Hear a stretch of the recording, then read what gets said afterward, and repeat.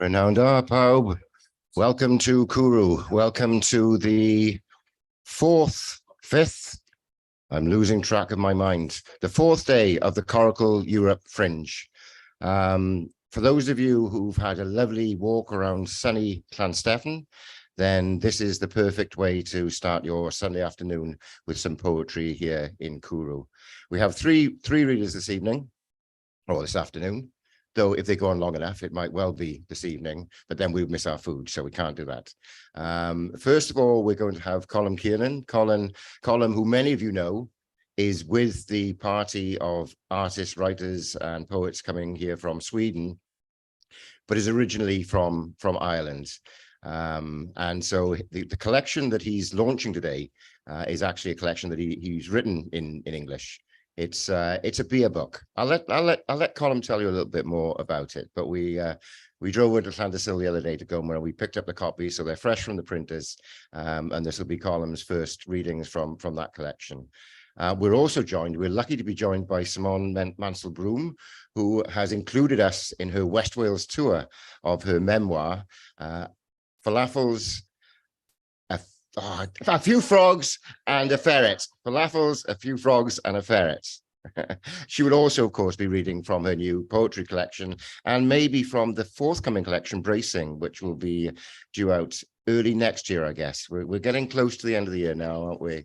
Yeah. So we'll hear Simone's voice, and then a voice that is quite familiar to these walls is that of Erik Nordström, who has joined us regularly for our fortnightly Care of the Young Cwrw event here, who's joined us from Zoom. We've often seen Erik's face on this screen, and Erik has often seen that wall on his screen, but he'd never seen it until yesterday in real life. And it's always a joy for people to come and witness this great landmark in Carmarthen.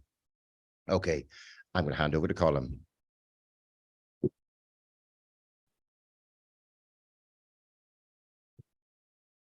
So this first set of poems I'm going to be reading from actually a book that was released in Barcelona last month called Golden Hour. It was meant to have been released in 2020, but here we go. Ghosts. And this is very wonderful. Here, ghosts tugging at me, sharing with me stories in my lives, with details forgotten, dancing in my mind and gut, like demons distracting. From now, this growing within me, reminding me of their deaths, taking from birth my complicity, seeing clearly who I am, telling me of sins and how I shall commit them again. And so I did, against yet born love. Distancing, quieting, understanding how they were to be conceived in chats, on walks and in beds, when they were to be committed, in the safety of an emotion's desperation and pain so cruel, where automatic grappling deceit for love. Why they were so necessary, each other together, our centricity, lack of control, predetermined and ordained by their presence in my ghost house. Step through.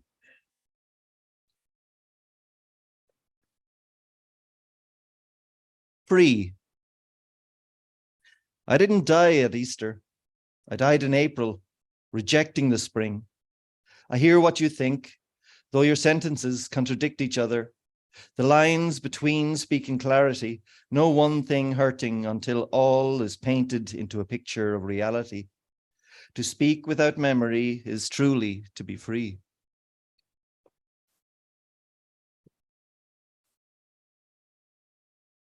Yeah, you're getting there.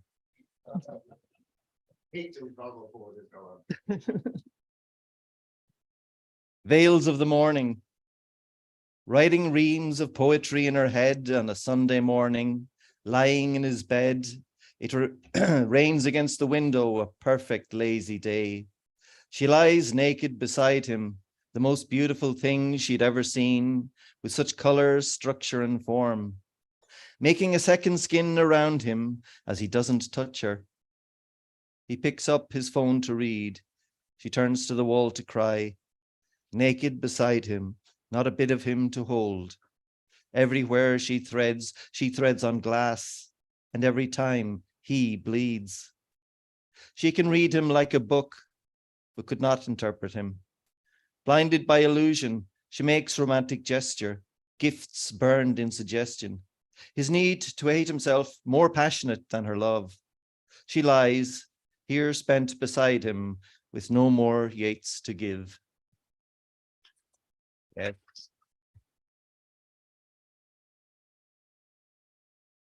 Occupy. Without any belief, lacking in faith, devoid of personal idols, not wanting ideology or having trinkets for security, possessing you in my gut, protecting me, occupying my heart cosmically, my mind accepting its new reality, loving you becomes easy.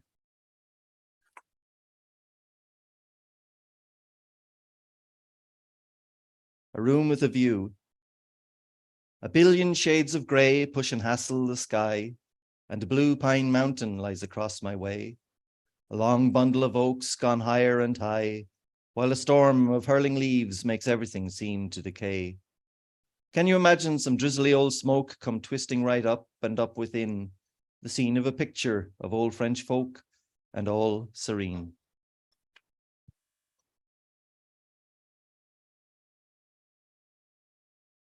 Roll. But if you're going for a walk, why do it alone? Why not share it with a cow? If you do it right, you might get a friendly face licking. What could go wrong? Go up to a cow, grab her by your ears, and let rip into her face with the most bitching banshee guttural roll. Your bloodying lungs can push through your strained throat, with eyes popping to tears to tippy toes as your muscles tense up and hair falls across your face. Release. Cow screaming can relieve stress, add excitement to a boring country walk, bring relief to muscular tensions, stimulate blood circulation, cure loneliness, athlete's foot, gallstones, obnoxious tendencies, baldness, menstrual bleedings, and tensions. Training before cow screening can help to avoid unexpected stampeding, cow kicking and headbutting, heart attacks, blood clots, or strokes. Talk to your doctor first. Note, there is research that suggests evidence that the recipient might not appreciate cow screaming as much as you, but this has not been confirmed.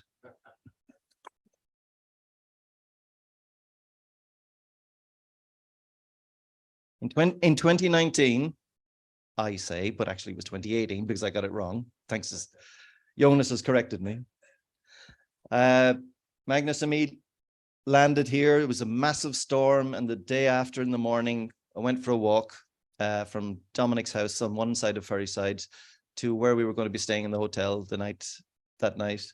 And this was something that I wrote on the way. Aftermath. The river flowing higher than the road, beside the way to the square, bellowing through the hedgerow a cow. The deep gurgle and babble of water through the drains, in one and out another. An owl fella stick in hand marching in protest. In flowing waters along roads through car parks and rivers, slipping on mucky footpaths like at home on the ice, using a stream crossing the road to wash my shoes. A woman apologizes for the mess. Bubbles up water flow from the manhole through the railroad crossing as I head down to read a sign. The ferry's running and a wasp annoys me. The storm is over, there's no smell, wading through small rocks, porous stones and debris, some raised to the grass banks above. Waves crash on the breaks to children's cheers. Here with such high tide, the water heavy with silt, slow and brutal on its march against the shore. It would bury you with its flow. No walk on this beach, I'll go the road. The trees combed northeast by years of wind, I can still hear the thunderous rhythm of the sea. Solar panels take the day off. Another diesel train spins by as I make it down the village road to where I shall stay.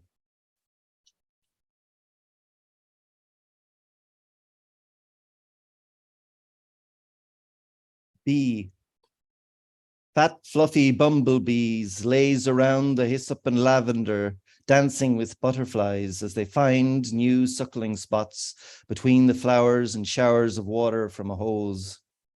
Voluptuous and furry coat pimps of pollen diligently wasting time, sucking on purple and pink, waltzing with elegantly painted skinny butterflies of beautiful, enrapturing, timeless, stealing thunder from the sky, no lightning to contour this moment, no rain to feed desire like the scene before me.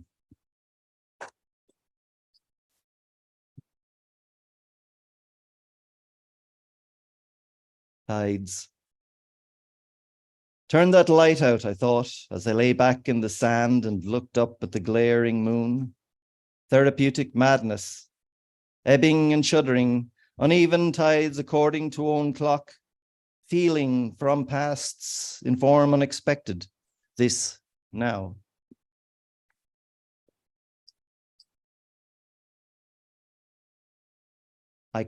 I now can stress over mono decisions, considering more strenuous than doing.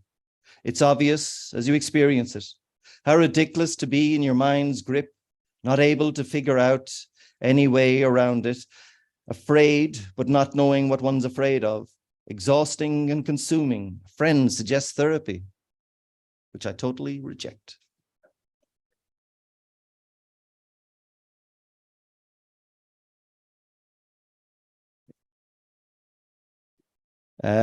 This one took about 3 years to write.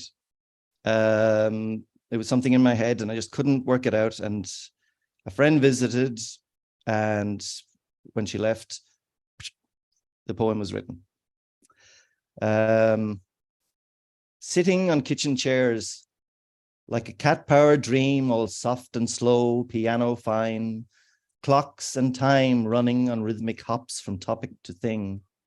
Food pushed aside, the hunger to feed ravishing our minds.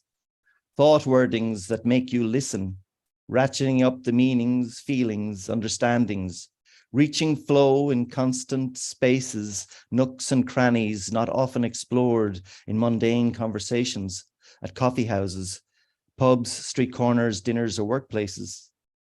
Deprived of sleep, entwined as each day passes, pushes reality, entering cycle repeating topics like mantras, chants, wobbling, oscillating, steadying with tea being poured from Turkish pots on the stove, puttering a rhythm through each day, not sure where it might end, sentiments wading through the ritual and sipping, sitting on kitchen chairs. Moving to the living room would break the pulse, maybe kill the flow, not stopping for sleep.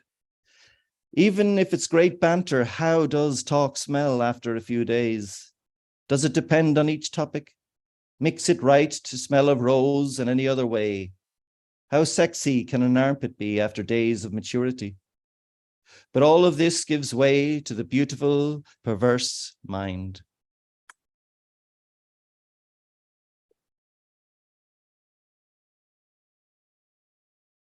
I wish to be buried in a plain wooden box, in a plain woolen cloth, under a plain wooden cross, by the wee murky river that flows as if below the sea, near that crock old house and the large devil's tree, down the old gravel lane and the big iron gates in the middle of the field, where the graves are old and all lie and wait.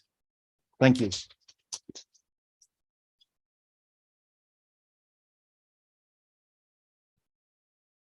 And next up is Simone.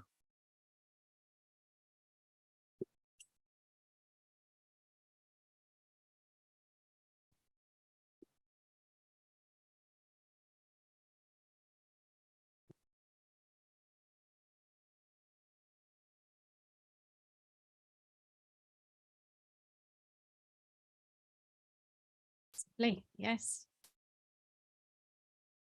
Thank you very much, Colm.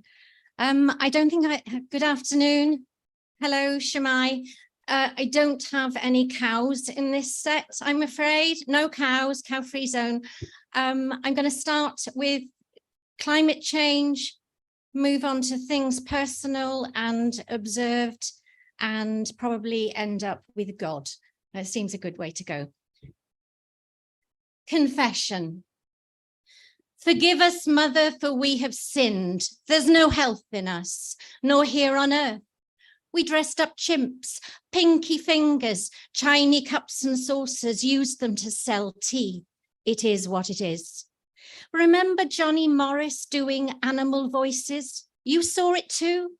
We all went to zoos back then, our consciences just mildly pricked by small enclosures for bigger beasts, or if they seemed distressed. Safari parks, sea life shows, tricks with dolphins, whales, seals.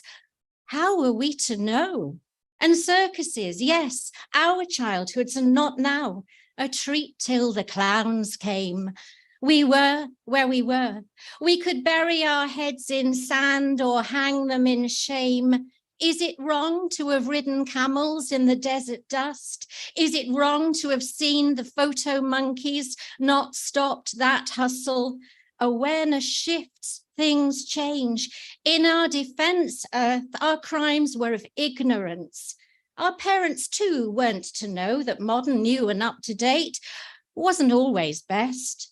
There was talk of silent springs, but no one listened. And the few who did were killjoys, hippies, dinosaurs, while we rushed careless to a silent summer, silence of no seasons, all seasons, an absence of bird song, bee buzz, broken only by the beat of wildfires crackling, the lapping of water rising, nearing all we own, hold dear. Buy it, ship it, fly it, spend it, wrap it in plastic, buy more, don't mend it, out of sight and out of mind, heading for extinction, but we didn't want to know it. Now ignorance is no excuse. We know, don't blame King James, that word in Eden, dominion. Adam was given power, lordship, the works, top dog or top man, the boss of all creation, but it's a matter of interpretation. Something got lost in translation. Custodianship had obligations, never just a license to kill, abuse, destroy, treat earth as a commodity, a toy. Confess, what we took lightly is troubled, precious, rare, cherish, songbirds, hedgehogs, mountain hares, all that dwindles. We have made it so. And the names for things are shrinking too, slipping from our young ones' tongues, sad irrelevancies. We cannot mend the planet with a song. We cannot heal her wounds with play or clay or paint, or soothe this beaten earth with serenades or prose. We can't repair what's wrong, make it work again, can't change the course we've taken, can't undo the hurts. What can art do then? It can connect, bind, remind us we are part to coin a movie of that circle of life. There's no time for despair, accept what's done, confess. We've been reckless, we've poached, trafficked, maimed, painted our faces with stuff trialed on rabbits, and all the wildcat spending, burning, using. This is huge. This is biblical. We have made it so. Blame and Hail Marys won't unmake it, nor will art. Yet it's a start. Confess. Make art and do something. Start small. Start now.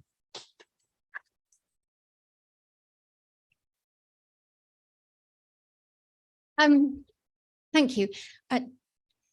Different note this time. We had tremendous storms beginning of 2022, and they really affected our little valley in North Carmarthenshire. 52.0136 north, 4.3881 west, 21st February 2022. North and west, a whiff of Hitchcock on the wind, a dash of Carey in the new fast river below us, where we are here now. Franklin wheels across the valley, clutches the hem of Eunice's cagoule. 3 storms. Is this the way it's going to be? the new weather norm. We've not had power cuts, not yet. The internet's stayed on. Friends text about trees down, which routes to take, colour-coded warnings, a change from the to and fro of swapping moans, trying to make a real appointment with a doctor, how much more things cost, how much longer things take, and who's had or who's got COVID. On the radio, there's endless wrangling about rules and sleaze, shot through with news of other storms brewing. Crisis in Ukraine. Back home, we focus on the little things. A stray trampoline, billows, spins, tumbles towards the water. Beasts are skittish too. Earlier today, 15 renegade sheep pressed muzzles to my kitchen door. A wall of sticky glass, then moved on, destination unknown. Up the lane, a gate springs open, 2 donkeys escape. More mayhem in the village. Liberated rabbits, hutches and runs upended, bunnies startled by freedom. My man's unfazed, up on the roof, assessing damage. He'll be careful, he says. Tomorrow, Tuesday, it's all the Tuesday. A date to celebrate. I'll bake a cake and dream of summers, like we think they were before all this, before this time, this place.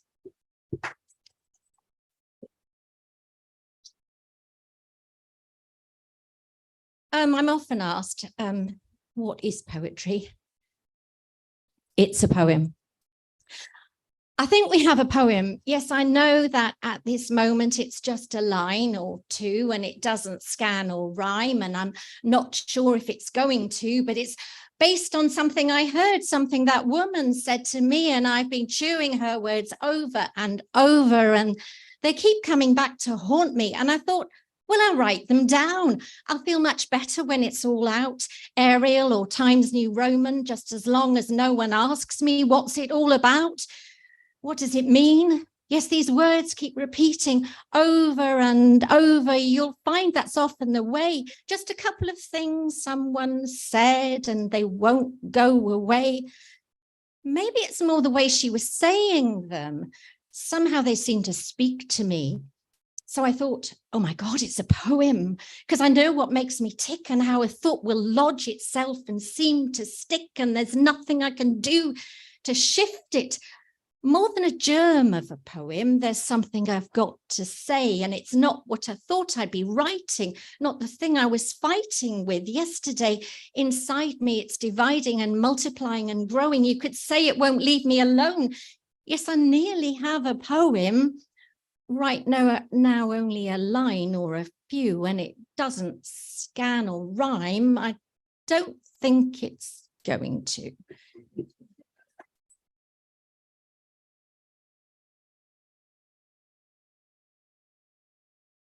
Last year, I did a Zoom speed awareness course.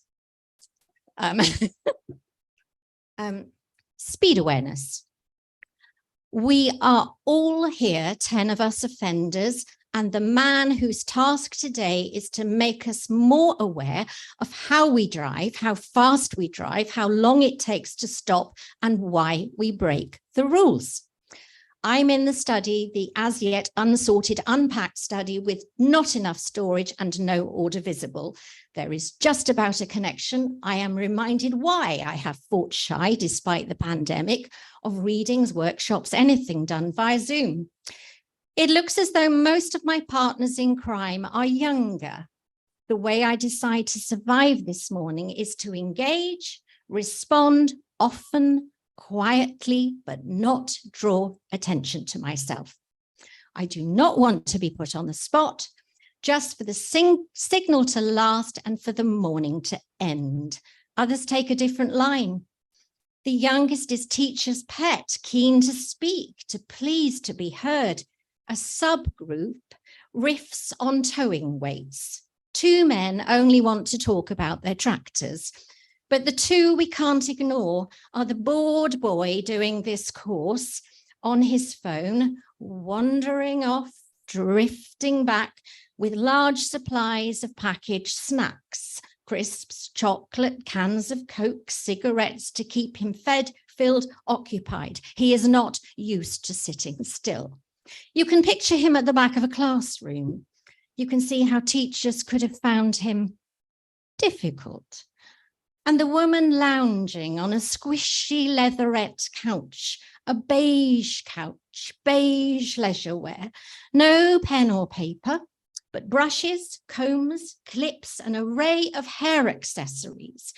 Throughout the morning, she undoes, brushes, and restyles her long, thick hair, dyed blue and lilac grey. Balayage might be the name, in complex updos, side ponytails, waves, and twists. And at the close, she tips her head upside down while she weaves her locks into tight French plaits for our delight, with skill and focus. Who knows how much this morning has done for her driving? Our course leader, lost for words, as are we all.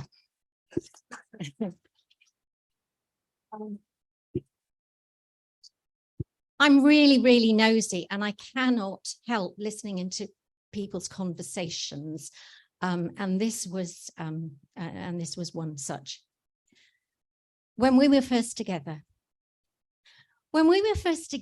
she said, rubbing unguents into my hair, no longer luscious locks, a flaxen rope. No, now more a faded halo, static frizz. When we were first together, we'd walk the dogs and I dawdle, idle, trail behind him a few paces, not subjugated, but just so I could stare at his bottom, all perfect in its pertness. Now he's got so thin, his arse is pancake-shaped. We walk arm in arm. I ask what she's using on my hair. Loss control, I find out after, but it sounds like lost control. We roar. My mop's a lost cause, and as for control of me, of tomorrow, life, no chance. In a world, a week, a day, packed with sadness, I think of my man's rear, count blessings where I can.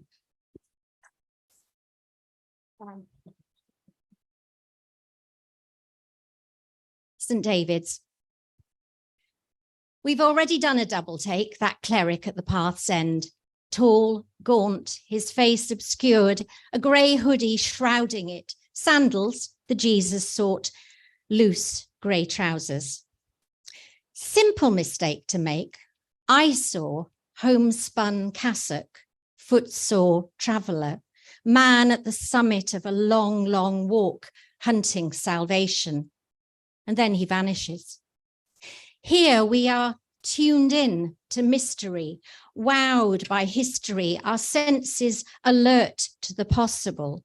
However many emporiums for outdoor gear, fashion outlets, flavors of ice cream assaulting our eyes, awe still exerts power. So unassuming today, the sunlit stroll, a slow incline and then turn right, dip, go down the steps, and she's there, nestled, couched in a fold as she's always been, attended by meadow, wildflowers nodding approval, roofed by blueness with stream beside and sea beyond. There is no shouting, pomp, display, just the double slope, the smooth floor, the cool, and always that sense of sinking into earth, rock, millennia. Poor Gerald. His chances scuppered perhaps by the Welsh grandmother, Angharad. You pause to read about Cranmer's death, flesh melting, too little reform, too much, a dance that finished in the flames.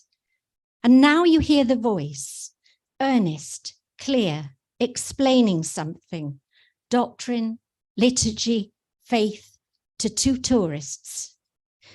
Ultimately, he says, it depends on what and how much you believe.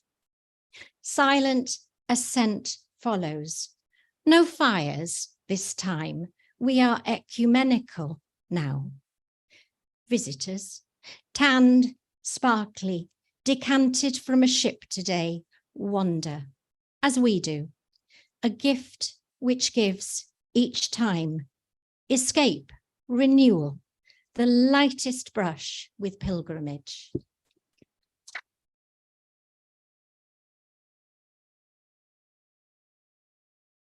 And I hope you'll indulge me with this one. It's my penultimate one.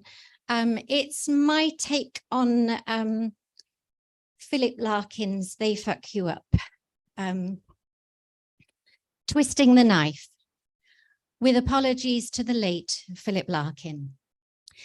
They screw you up, your kith and kin, with vicious taunts they'll follow through, then standing back, take pleasure in your wondering if you'll sink or swim in that toxic stew they've brewed for you. And when they play their guilty song, say they want closure, oh, what rot. You mouth forgiveness. No, it's wrong. The pain's been throbbing far too long. A festering wound won't be forgot. Only friends stand by through thick and thin. They screw you up, your kith and kin, knowing full well the hurt they do. First hone those knives, then plunge them in and maybe twist them deeper too.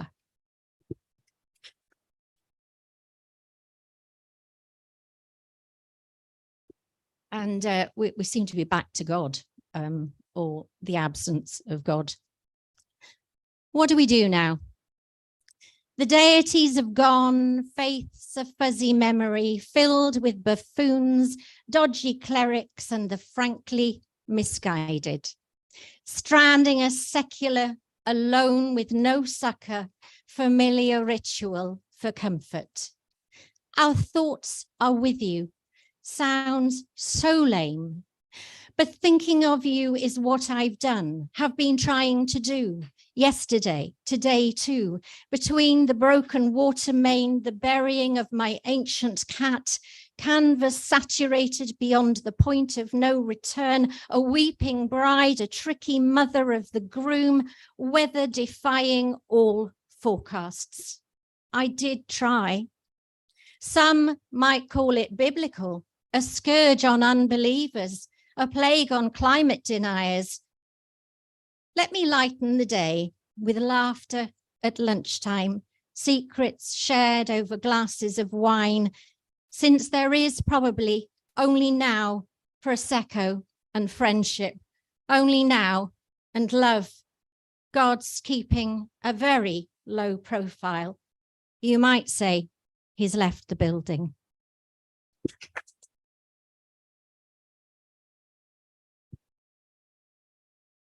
Thank you very much. And over to Erik.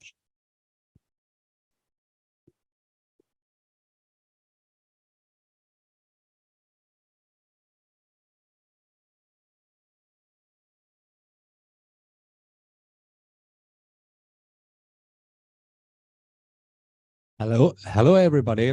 Nice to see you here.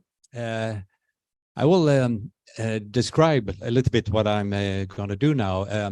I've been mainly active as a painter, but in the recent years, for different reasons, I had no ideas in painting anymore. So I started with poetry, and according to my paintings, it was like an art critic who saw my painting and said, Erik, your painting is a little bit too literary. They tell a story instead of expressing feelings. And I said, oh, thank you very much for your honesty. But I meant, what kind of stories, you sucker? No, I didn't say that. So, but I started examining, like, discovering my paintings. What kind of stories do they tell? So I found I chose 6 of my paintings and wrote a prose poem about that certain painting.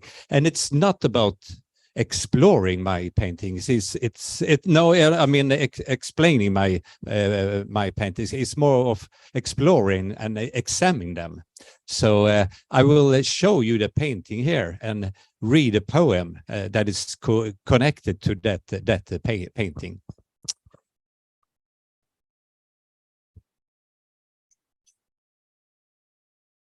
So you don't have to take applause after each painting. So I will show you 6 paintings, and you can collect all the applause at a very, very big end. So when I'm done, you understand because I changed painting here.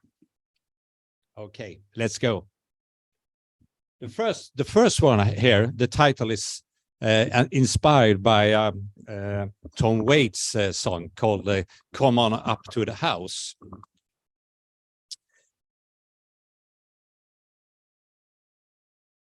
In many of my dreams, I see the winding path up to the house on the hill that beckons in its golden moonlight, and the greenery around the house leans over the slope towards the cliff. The latticed windows sparkle like gold teeth biting together round the secrets. In the dream, I am on my way up to the house and slip slightly over the trampled stones that shines like neon cubes. I am illuminated from above and below on my way to the door. What is it about the house that attracts and calls me to its gate? To enter a house is to enter a woman and or a homecoming, according to Sigmund Freud. Shall I step inside or sigh longingly in vain outside in the warm moonlight? Well, I step into my woman, where I always get lost to constantly think I am coming home.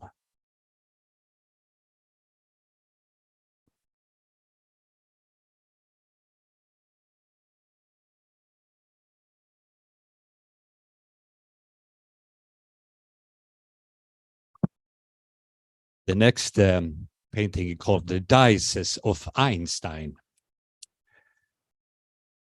Total entropy or disorder, unpredictability does not exist, said Albert Einstein, and that God certainly does not play dice, and he disguises himself as coincidence.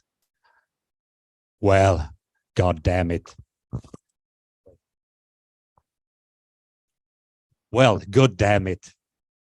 Little Albert, however, saw the world split into a world aglow, bubbling with energy, and a barren, solidified world heading off into the bluish space. And he was thinking of how time bends between those two. So many questions about where are we going and why, and about being and the great void. The questions crawl around like newly hatched poisonous reptiles. Where might you stand and form a life on this annealed earth? Man's ancient drive to gamble, take chances, and let coincidence decide to avoid hesitation. But the further we look, the simpler everything seems. So, shall we float many miles above safe ground, perhaps, and find yourself in God's casted dice that is falling down through the all-burning atmosphere, down to Earth's surface, and let itself be sprinkled like magic power in the ocean?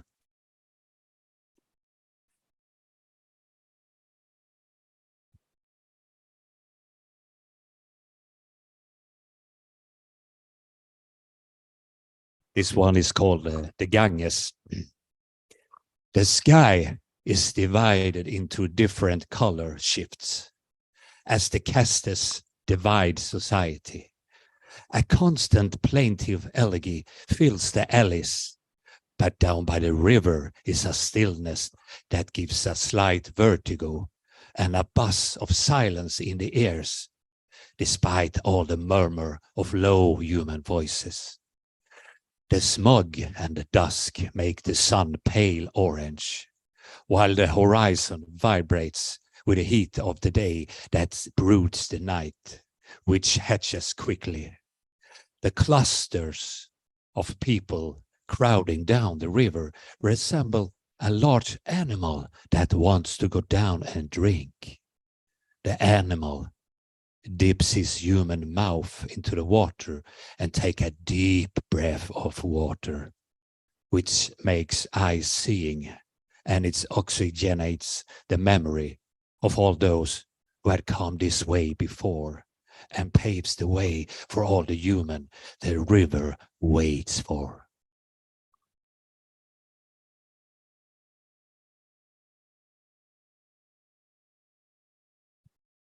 This painting is called Hang On.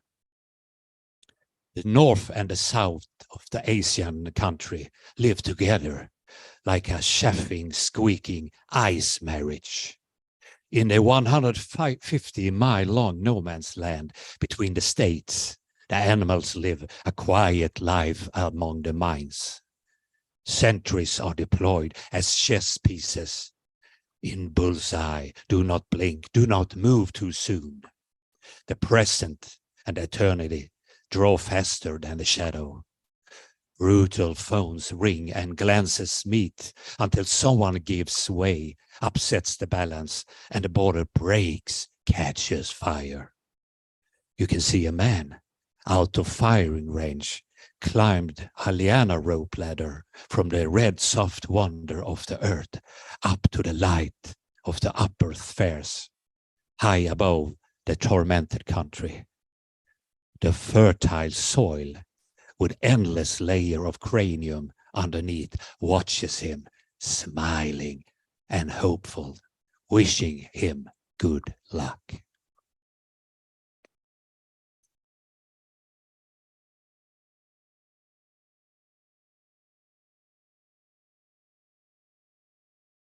This next painting is called In or Out.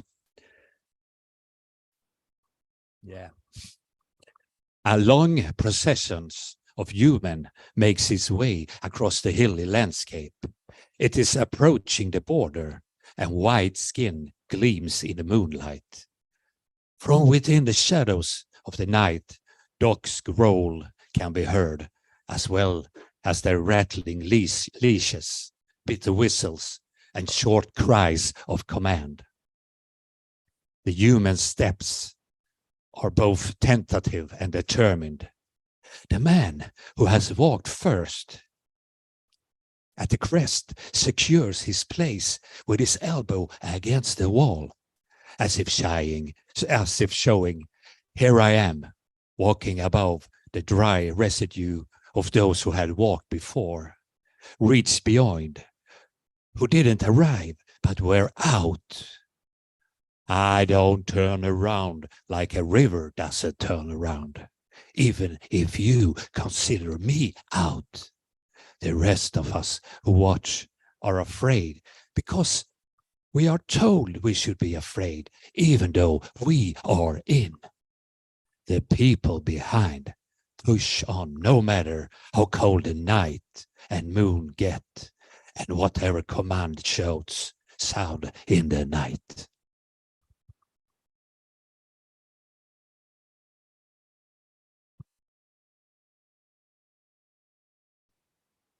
Here I have the last one here, and it's called Night Train Passing. And I think we dedicate it to our very good friend, Dom, the man on the train. It's for you, Dom.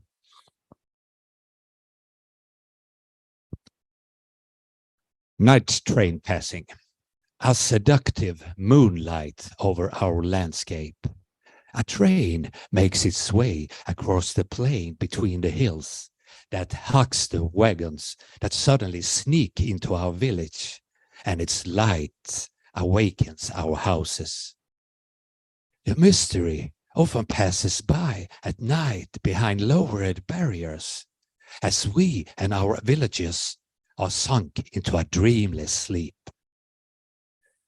If any of us had wandered around sleeplessly, he could have told us that the slow train was a kind of wine tunnel where figures dancing through the train.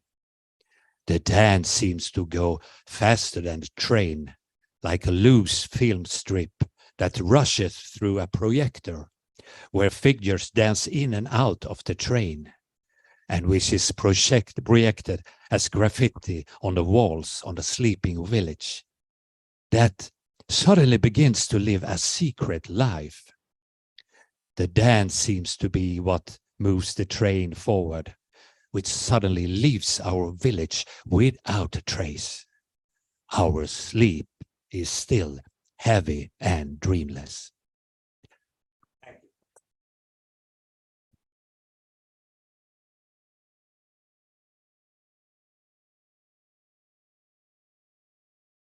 Tack så mycket. Thank you, Erik, and thank you so much for that dedication of your final poem too. I guess that means that you will donate the painting to me, and I can hang it on my living room.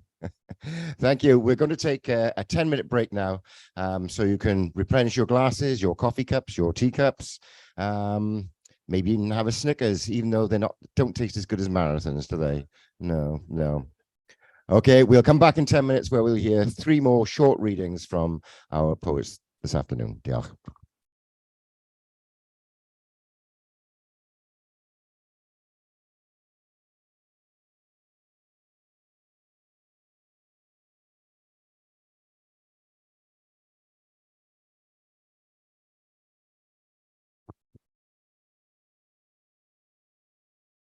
Right, so now welcome back, everybody. As we move into the second part of this particular performance event, and we have the reverse of the original lineup. So you get the second half of Erik straight away, then Simone, and then Colm. So I'm going to hand back to Erik.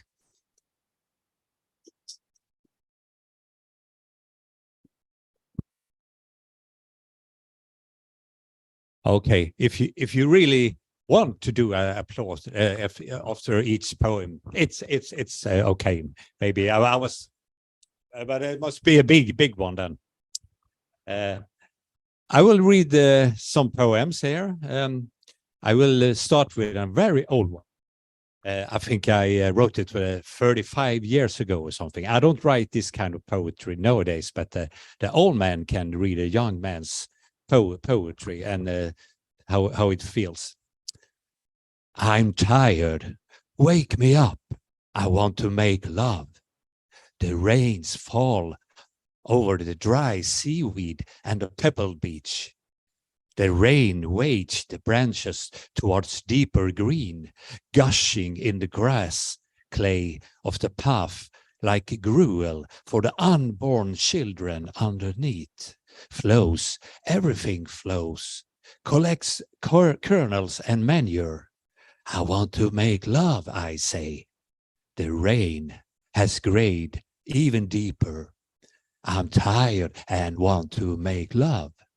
Floats, everything floats away, increasing. Everything is still increasing. My rain and my life. Wake me up. Young man. Yeah. He was a cool guy. Yeah. Here's to be back at me nowadays. Explain to me.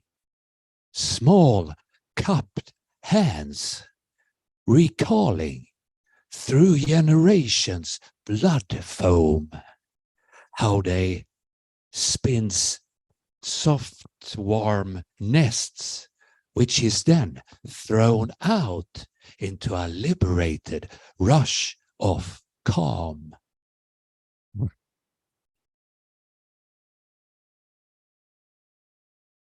There is a poem from a time where I want to push out. I want to go further. I want to renew my life. A sudden darkness of birds and a sliding luck into the land of the many mists were bestowed upon me one day. How all my questions snuck from their answers there. How the mist then was lifted by all the bird song over me and my newfound balance pulse. I stayed there until the stillness turned into a hunger of energy and incipient restlessness, which now drives me to the land of beyond with vertigo lust a few feet above the ground, and where the energy is served by every breath.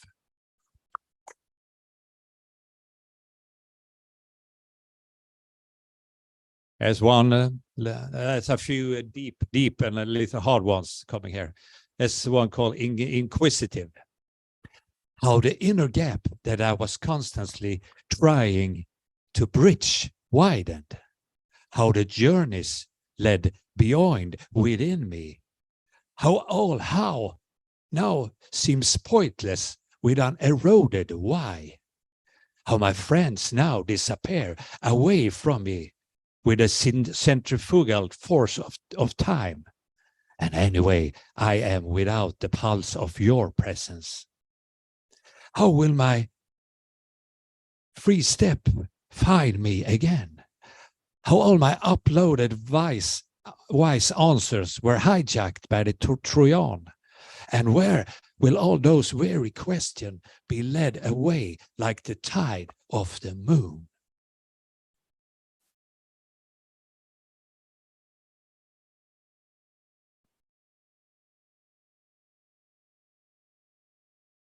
Here's another one. Lights in the cracks.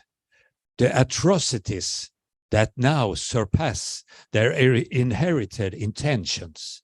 The maps that are drawing their darkening blood shadows. The roses that now wither inside a bold project goal. The existence that once itself was a sacrament.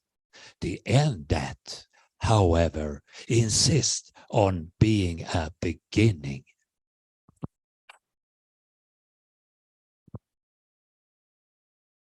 Here is one heavy one, something about a country in the east, the rock and the water drop. The dissident who wandered voluntarily into the darkness of the cell is now blinded by the light of dark power. The people's fists are squeezed in the blocked printing presses. The oligarchs' bank accounts are overflowing with Novichok. The great country's novels flows into the padlocks and forms a key. And all the forgotten victims under an unknown tundra shall form itself into a thunderous whisper.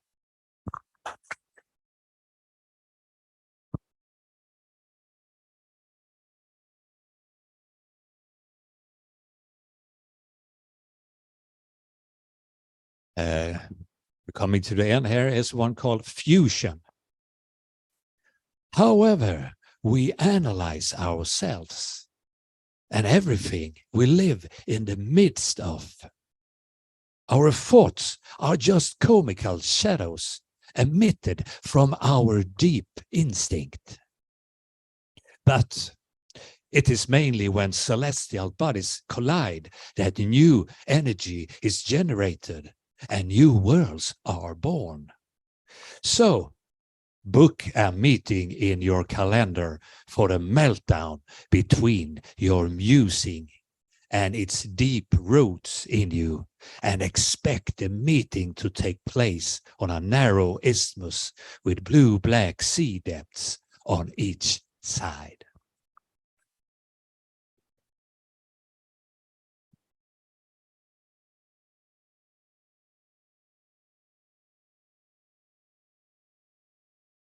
You don't know. Knowing the silence that's guiding you, It knows to transform your dear things into the nothingness they are. The silence also know about the balance that's lifted you further during your trek over the calving ice floes. And it also knows about the voice from within the cloud that is sorting your genes. Silence, on the other hand, does not know about everything it brings. You therefore simply don't know about your actual victory.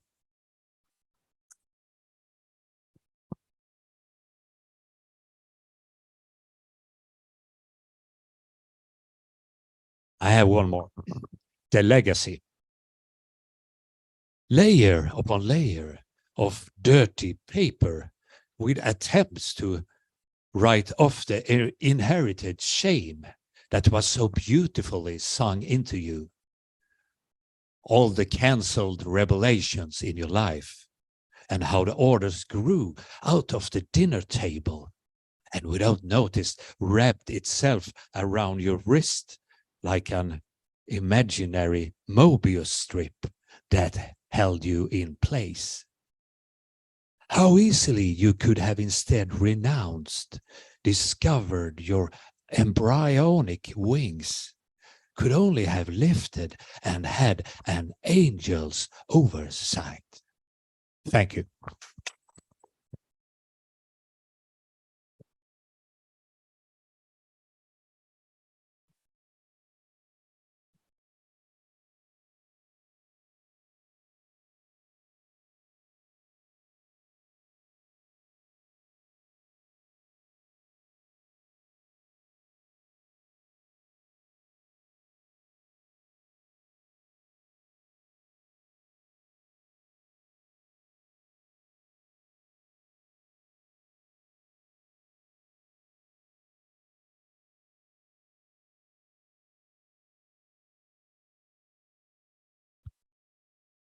Hello again. Can you hear me? Yeah, good. At the end of the last set, God had left the building. So it seems appropriate to begin the next set with a poem about Elvis.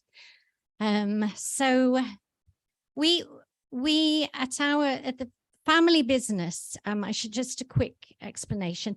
Family business is a small farm in North Carmarthenshire, and most of what we farm is brides and grooms. We have weddings, and some of the weddings that I have been responsible for organising and hosting over the last 12 years or so have been extremely bizarre. So this was the Elvis wedding. Elvis, an encounter. Darkness over ripe Welsh meadows, Las Vegas, fretted by strings of fairy lights, solar, blue, along May hedges, elder greening, blossom bursting, by cigarette glow, by crackling and hissing of logs from the fire pit, where folks huddle, warmed by blankets, chat, whiskey. Well met by moonlight, proud incarnation, thrusting the king's torch, rocking and rolling, owning that suit, sprite-like guest at this night's nuptials, star-blessed, incandescent, lighting up the loin-lost gaze of his admirers, who have seen a vision, divine and otherworldly, in fact from Malta, shimmying gifts, lyric liquidity of hip, of lip, filling full his luminous leathers. Now, far from home, awaiting his team, he shivers in built-up shoes. I am not cold, I have performed. Sorry. Elvis takes his leave, cash, applause, his black truck back, not loving us tender, yet still weaving some chill silvery spell as tail lights reveal sequins shed on bluebell, cow parsley and nettle at the field gate, our lane pitted with stardust.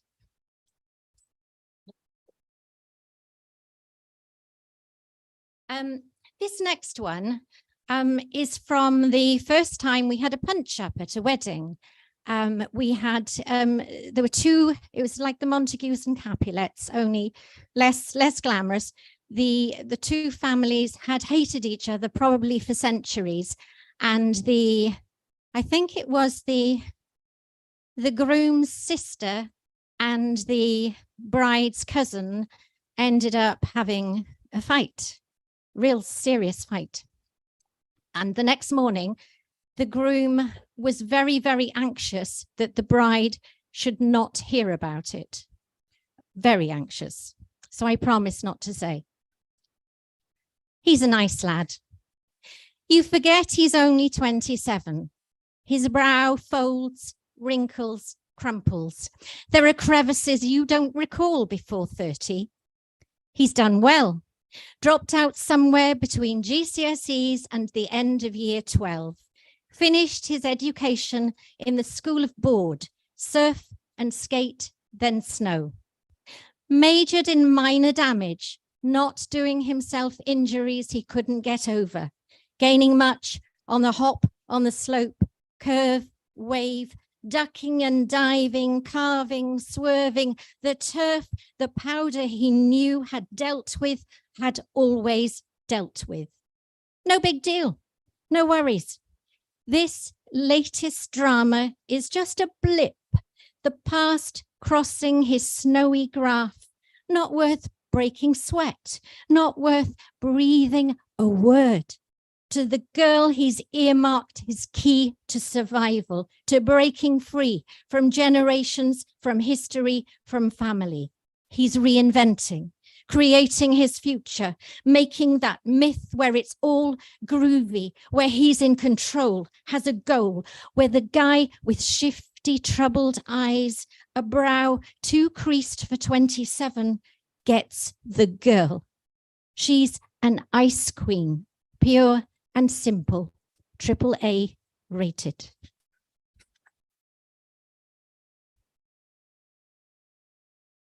And from sort of the personal experience to the very personal, the sense, I'm sure you're familiar with the Welsh word hiraeth, and this is really about my take on Welshness as opposed to my father's take on Welshness. My father had very, very mixed feelings about his heritage. For him, there was no longing. For him, there was no longing. The past was mostly nasty, brutish, cold, and poor. Love absent or at least curtailed after TB claimed his mother. In his Wales, in his childhood, hunger gnawed at the cottage door. Nothing was secure, sure anymore.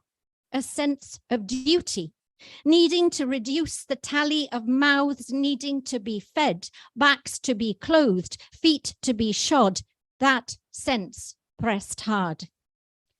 And yet, I did hear tales of Tenby swims, moonlit dives from the rocks. He bore the scars, covering up for his elder sister's forays with boys, pranks at school, usually with fire or explosions, always rewarded by cane. And there were anecdotes, stories, roughly drawn characters, recalled, regaled from the front seat of a small car as we drove back, because we did come back again and again. His sibling bonds were deep, strong, even though the flow between those who left and those who stayed was wide, unnavigable, each side bewildered by the other. His Wales was one of missed opportunity, narrow minds, affection denied to a child. His Wales cut short his schooling. In Narberth, he chose French, not Welsh, And if it's not too big a stretch, I'd say his feelings about France, the French, things French, language and culture, these, though unspoken to me, were close to Hiraeth for him. And we, his daughters, could stay at school, get degrees, all trace of accent chipped away by well-meaning nuns. His voice was rootless, precise, with just a trace of lilt when moved or riled. He found it strange, our love for a Wales we barely knew. Of course, there was family, aunties, cousins, a welcome which embraced us. But the getting here was long and grey. Grey towns, rain, the sweet sulphurous smell, decaying industry, so many chapels. And even after they built bridges, it was as if the gods were punishing us for coming back, coming home. I think with me, it was going west. It's always been going west. I anticipate the keenest, all stirred up with bits of past, Tenby, the sea, the hills beyond, my parents' friends in some sunny idyll where I am held, safe, loved, and yet a witness, an observer. Fiction, myth. But I longed for it without knowing, and traveling west, I felt quickening. Even coming back for funerals, there was something about mourning, something about music, something about loss. It was better here. Wales did it better. It's changed now. I've been here 16 years. I am home, and the longing is silent, but not quite gone. My Wales is not the Wales my father felt. My Wales is an old Wales, a land that hasn't lost its soul. And when I leave and then return, there is still the pull, the pulse, the flush, the heartbeat, the sense of a chasm closing. For him, there was no longing. For me, it was never a whether, but always a when.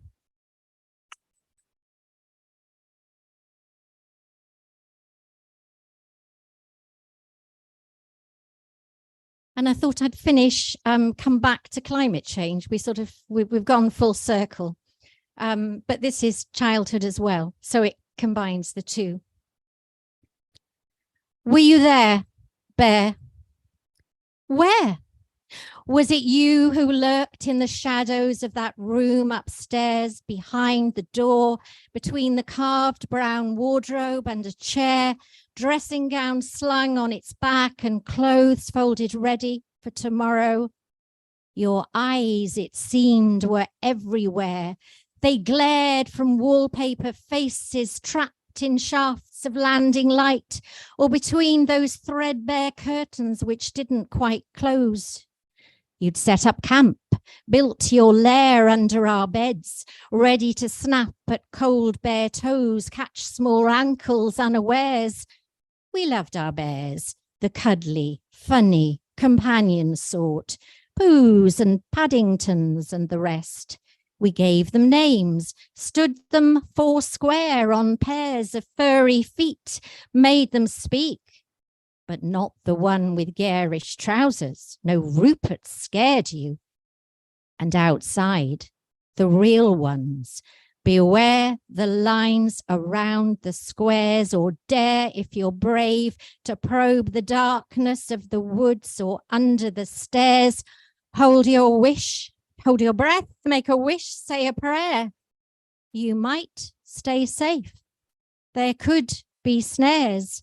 While all the time you're shown those pictures, told those tales of bears in chains, dancing bears, bears to gawp at, marvel, stare. Look how tall this one stands, how long the claws, sharp the teeth, coarse the hair, deep the pelt, and how this one paces in despair, night and day, day, night. Au contraire, delightful stuffed, or what a soft, thick rug he'll make. Now, south they swim, their world in thaw, seals somehow rare, bare, forced to share a shrinking world, a world less white, to scavenge steel, forswearing fear of humans, unwary bear, pursued by hunger, thief, pest, threat. Surely we've got bears to spare. Exit bear. The air is seared with gunshot. Thank you. And over to Colm again.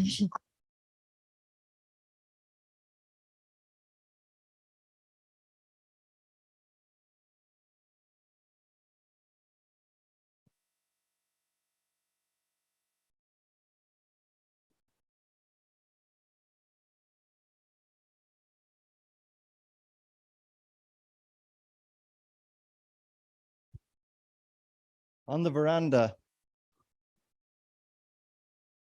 So this fucker was quietly drinking a whiskey, the last of summer evenings, in attempts of capturing sanity, with air signs dominating homeliness and relaxing, with heart pounding, sitting on the veranda in the dark, sipping, having a cigarette. It's allowed when drinking. The table had a candelabra and a saw on it. Mosquitoes with weak venom were making themselves at home for the night. The usual gang was gathering. A bashful buttocks appears, soapy, wet, covered with a woman, pale, porcelain skinned, unravished by the summer sun with it. Guy, forgot to say this, Guy is a grass cutter, not a person. Guy sat up under the steps, listening, not saying a word. Blood-lipped orchids peeking through the window wanted to join in. Even a tick saw potential in the gathering as it clanged to her arse. I've written this poem over 5 days, 5 different ways. It's a bloody brilliant poem. Everyone shall love it. It has Bukowski talking of whores and cheap hotels. It channels Burroughs and naked lunch, as suggested by the Portuguese columnist. It was poison she wanted to talk about. She was right. But the naked buttocks had more to say than all of them. Hemingway said, "Write drunk." He didn't use a computer. The spell check is killing my fabulous expression. The day began with a poem being published. Delighted, I tried to contact its editor. This shall be a writing day. I started with a big can of tea, organized documents and spread the word, pottered around with a cup in my hand. I learned this from a professional. This is how to write stuff, how to write poetry. I did the washing, I washed up, I made more tea. I even oiled the steps that Guy was under. That took way more time than expected. To do this right, I needed to capture my characters, so I went to System at the off license. I bought beer and whiskey, bought cigarettes, but really, I wanted martini. 10 cigarettes in, and still not a word. I lied. I bought martini as well. 2, I'm on my second. It shall come to me. As ash covers the keyboard, if I do this justice, it shall have a Kafka ending. The snake scarers have more chance, rhythmically buzzing my thoughts. But I can only think of that arse. Did I do it justice and appreciation? I pulled the tick and poured single malt whiskey to cure the wound. It ran down the leg to her foot, all the way down with small splashes on her bum, rubbing in for best effect.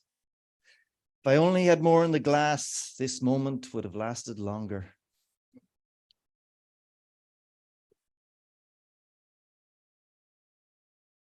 Raki. I had to choose between cleaning and hummus, so I poured myself a raki. That's an internal joke if you don't know what raki is, but bum.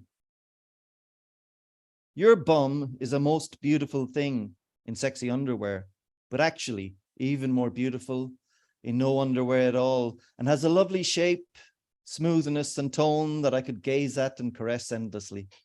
It smiles and is happiness to me, and when I touch it, whether I touch it gently as you wake up from your sleep in a cozy, warm bed, all snuggled up and sleepy, or squeeze it in in massage after a relaxing shower before going to sleep and relieve pain or give some pleasure.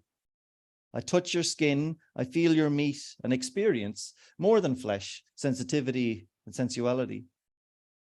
I feel within flowing a contentness, relaxedness, vulnerability, and warmth of love that melts me from myself.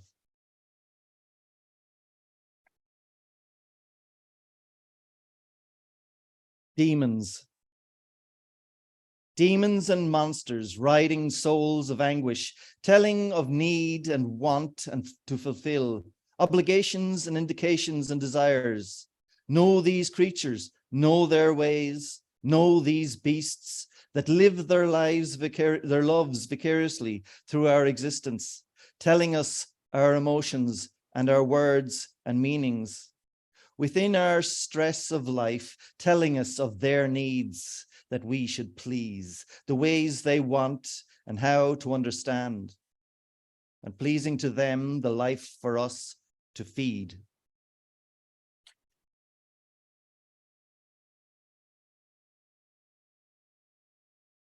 What can bestow and divvy the day? Can I ask you there, how does your day start? Maybe it starts with a fart.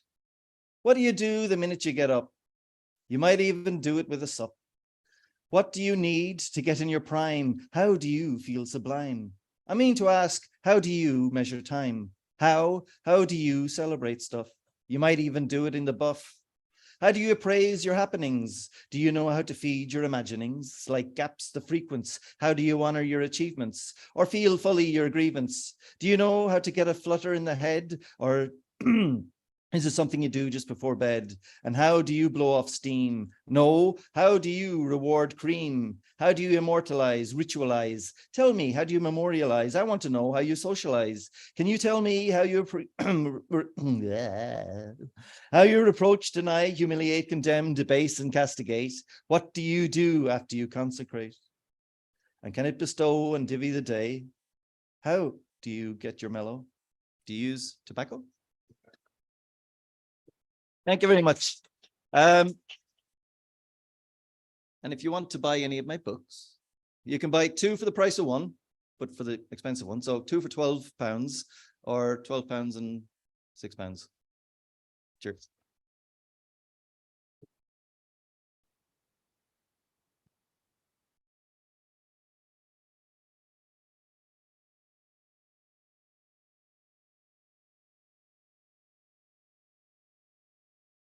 Thank you very much, Colm. Tack så mycket. Thank you, Simone. And thank you, Erik. And thank you so much to Sam for her BSL interpretation this afternoon. Diolch yn fawr, Sam. And in a short while, we have a Swedish takeover.